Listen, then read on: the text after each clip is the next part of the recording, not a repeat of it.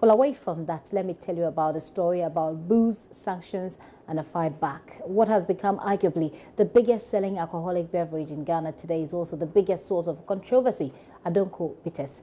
A video of drunk teens last week was splashed on social media, and the FDA imposed sanctions on the company for violating aspects of its regulation on advertisement and sale to underage persons. The company was fined and also ordered to recall the product from the market whilst further investigations continue into the matter. Several teenagers, like I said, are said to have passed out at an Easter Monday concert organized by Angel Group of Companies, producers of the Adonko Bitters in Kumasi. Today, the response from the company has been an emphatic denial of wrongdoing in the incident. In a petition written by the lawyer Samson Ladi Ayenene of A Partners, a law, Angel Group of Companies said they, quote, disagree with claims and suggestions of violations where there is no evidence that the product was sold to minors and or the consumers on the occasion were adversely affected by its consumption.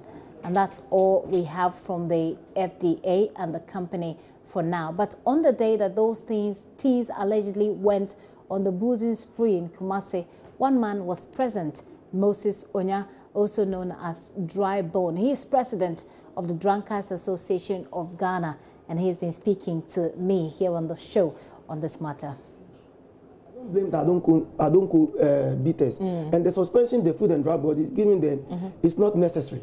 Why? Why? Because one, you see the images I'm seeing, I'm watching on the young screen, people, the young guys, one, you know, you can't. Their investigation. I don't see any Adonko bottles. Oh, the bottles were there. The bottles were there. The drinks, and they organized them. Most of them cannot afford the Adonko Bitters. You know, when you take the full Adonko Bitters, unless, of course, you've not eaten anything. But if actually you've taken in some food before drinking it, it will not make you pass out this way. But there were a lot of them. Are you saying that all of them didn't eat? No.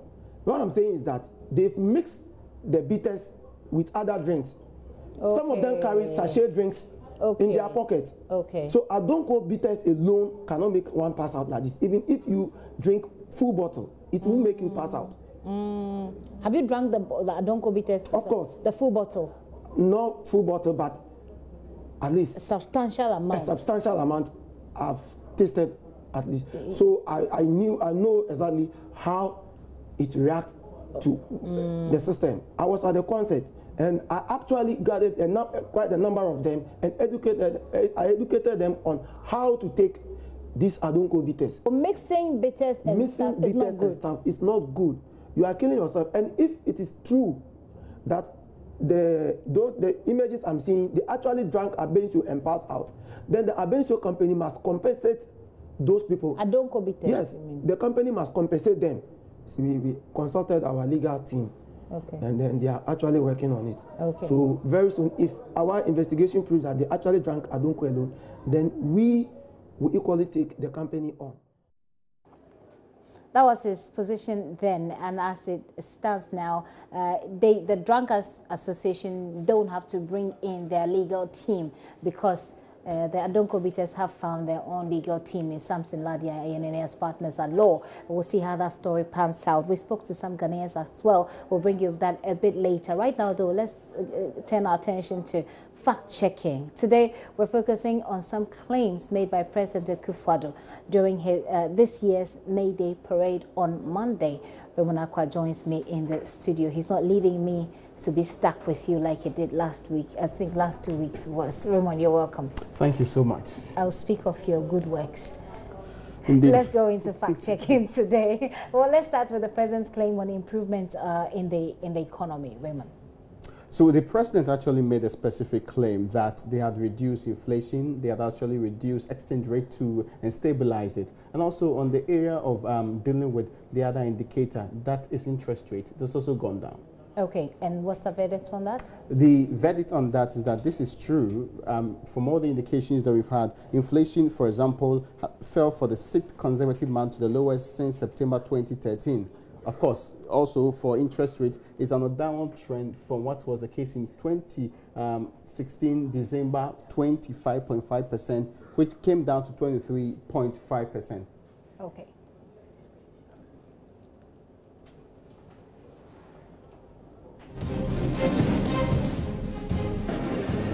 Inflation is on the decline. Interest rates are on the decline. And relative stability of the exchange rate has been restored.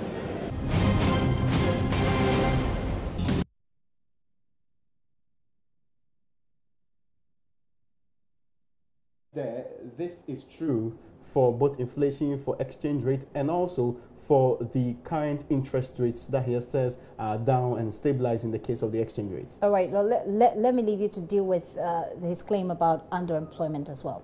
So the president made claims specifically to do with exactly what is being done in the employment sector. The main bold one he made was that we currently have majority of Ghanaians who are in the labor force having been underemployed or unemployed. Okay, we can hear the president on that.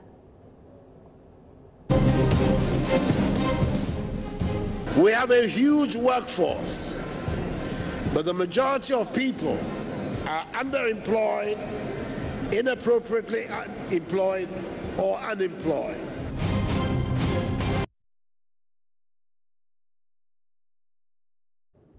And the verdict is? Okay, so this is half true. It's half true because, first and foremost, it's true that we have a huge labor force. Actually, 67.6%, that's 2/3 of the population, are actually employed. But it's only 9.1% who are unemployed and 10% who are part of the employed population who are underemployed. Okay. So together, it's not the majority that's actually unemployed and also underemployed. I see. So the verdict that you have is half true, so it's neither true nor false, if you like. The president also made some claims on reduction of taxes. Raymond, what's a reality check on this? So his claim was that there are reduced taxes, including taxes on Kayaye.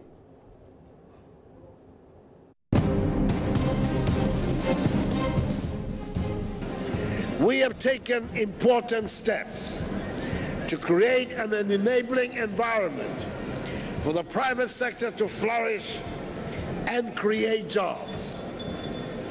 We have reduced taxes, including taxes on Kayaye.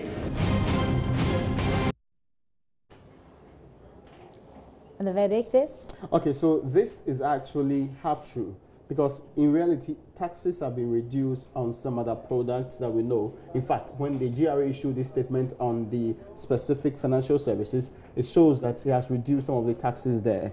But in the case of what they call it, the 50 pesos levy or toll that was paid to Kayaye, the difference in this particular case is that indeed there was an announcement by the finance minister, but that announcement, yes, that announcement has not reflected on the grounds yet. Okay. Indeed, it's the responsibility of the various assemblies to now go into their various assemblies and go and change the rules there to reflect in this particular case. And that hasn't happened yet. That has not happened. In fact, for AMA, they haven't yet to meet officially on that. And just remember recently that actually they did their meeting on who becomes the mayor. And voted for same. So we expect that that will roll out. But currently, the Kai taxes. And then there are other taxes as well. Talking about the spare parts taxes as well, that hasn't yet been materialized. So all of them. Yes, that's also have to go through some other procedures. Yes. Okay, so the verdict for that one that's is also misleading or true, neither true nor false. Yeah. Okay,